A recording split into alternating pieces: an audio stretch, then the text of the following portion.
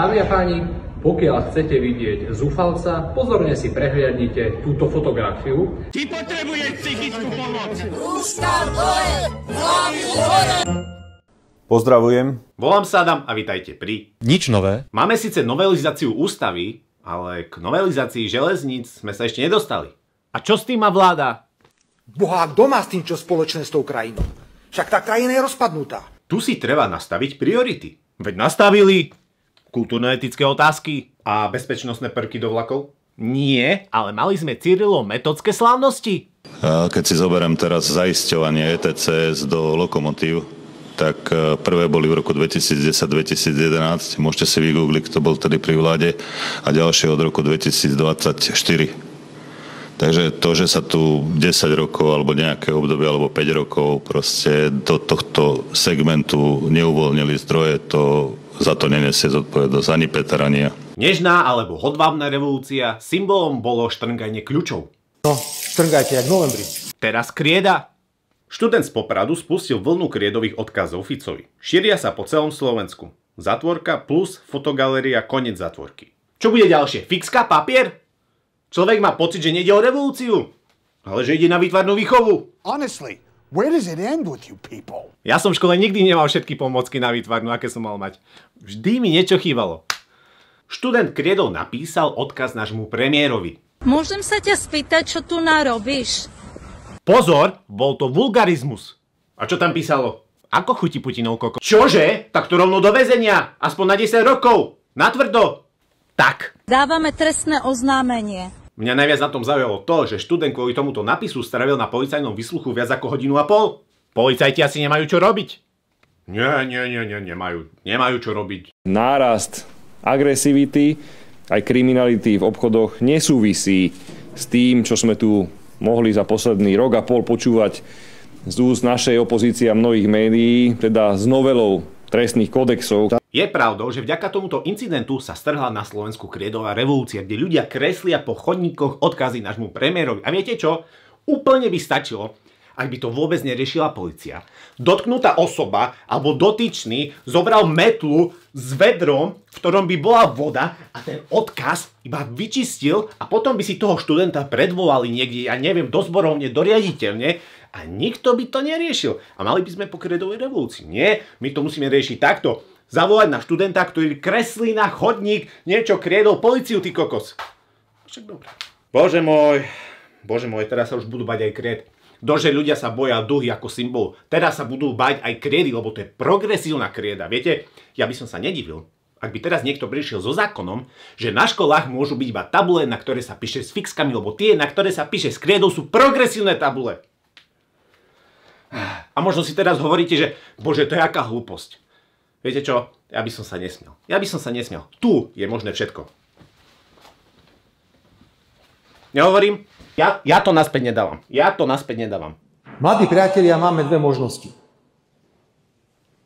Buď sa budeme rozprávať a rešpektovať iné názory, alebo sa budeme strieľať. Premiér sa nakoniec do Popradu vrátil, keďže deň kriedového nápisu musel návštevu zrušiť, lebo Európska komisia zvažuje voči Slovensku infringement pre novelizáciu ústavy. Alebo novelu ústavy. Áno, treba venovať energiu na boj s Európskou komisiou, ako radšej venovať energiu na boj alebo na riešenie problémov na Slovensku. Však boje s Úniou prehlúšia alebo zakryjú problémy na Slovensku. Mladí muž, chodte a postavte sa a choďte normálne. Tak, to je ono. Choďte bojovať na Ukrajinu, nech sa páči. Budeme radi. No. Študenti mali ostať diskutovať. Rešpektuj ich názor, oni ho vyjadrili takto. Odkedy je odchod rešpektovanie iného názoru? Pozrite, možno si študenti zobrali za príklad premiérové správanie k novinárom. Mňa váš názor absolútne nezaujíma. Vy nie ste politik. Keby ste boli politik, buďte ticho. Znovu to opakujem ešte raz. Buď sa budeme rozprávať a rešpektovať iné názory. Tak ako vás mám rešpektovať? Veď robíte politiku. V tomto výnimočne súhlasím s premiérom. Počkať, čo? To, že niekto má názor, neznamená, že ho musím rešpektovať. Dokonca si ho nemusím ani vypočuť. Môžem, ale nemusím. Dokonca s ním môžem súhlasiť alebo nesúhlasiť. Príliš veľa slov na mňa. Zoberme si takého Petra Kotlára. Ja si jeho tlačovky vypočujem. Ale jeho názor nerešpektujem a nerešpektujem ho ani ako odborníka. To isté platí o tvojich videách. A ja s tým súhlasím, veď o tom to je. Ale ja ťa teraz nebudem nazývať, že si nejaký mladý mentálny cintula. Ako tuto nazval pán Gedra, toho študenta, ktorý kreslil ten nápis kriedou. Vidíte, toto je veľmi dobrý príklad. Ako ľudia, ktorí nesúhlasia a nevedia diskutovať a volia takýto spôsob prejavu názoru. Vidíš, tí smeráci sú slušní ľudia. Slušne sa vyjadrovať a slušne konať sú dve rozličné veci. Takisto ten chlapec, navedla ho pani poslankyňa z Progresívneho Slovenska, aby písal vulgarizmy na... Čo to tu trepete, nikto ho nenaviedol, ona bola prítomná. Môžete byť slušný? Ak by som bol tým pánom, ktorý mu oponoval, tak by som sa ho rovno opýtal toto. Pán Gedra, nie ste vy náhodou obvinení z machinácií pri verejnom obstarávaní a z porušovania povinností pri správe cudzieho majetku? Len tak sa pýtam, viete. Inak to je tá kauza, kde podľa prokurátorky Slovensku mohla vzniknúť škoda až 29 miliónov eur. Takže si vyberte. Vulgarizmus, miliónové škody. Tak ako by ste sa mali dištancovať od toho vulgárneho výroku napísaného krédou. Namiesto toho vy, slušný, hovoríte, to vyjadril svoj názor a za mňa je borec. Skôr by sme sa mali dištancovať od človeka, ktorý sa rád stretáva s novodobým vojnovým zločincom, vďaka ktorému zomrú denne stovky ľudí a ktorý by rád zmenil usporiadanie Európy. Ale tak to iba môj taký skromný názor. Rešpektujte ho! A ak ho nebudete rešpektovať, to znamená, že sa vám budete chcieť zbaviť. O tom vám ide. Chcem sa vás opýtať na váš názor, či by pán minister vnútra, pán Matúš Utaještok, nemal odstúpiť z funkcie. Keby moja mama za každý krát, čo som stratil čapicu, šál, zabudol tašku alebo čokoľvek, dostala 10 korún, tak je milionárka. Alebo za každé klamstvo, ktoré som kedy povedal. Čo? Nepočul som. V hlase sa im to tak trošku vymýka z rúk. Zablokovali mu účet a na krku má exekútora. Minister vnútra Matúš Utaještok prehral súd s bývalým policajtom Jánom Čurilom a jeho 5 kolegami. Zaplatiť má zo svojho 120 000 eur. A to len preto, lebo pán minister nie je schopný si otvoriť elektronickú schránku. Súd sa poslal informácie o súdnom spore do mojej elektronickej schránky, ktorú síce mám, ale vzhľadom na svoju vyťaženosť ju prakticky nepoužívam. Vrcholom je, že sa nepokúšal aj inou cestou zistiť, či o žalobe viem a už vôbec ho nezaujímali moje argumenty. Na druhej strane ja mu rozumiem. Tiež keď prídem do práce, nechce sa mi otvárať e-maily. Lebo viem, že keď ich otvorím, tak dostanem prácu. No, ale ja nie som minister vnútra. To je za prvé. A za druhé,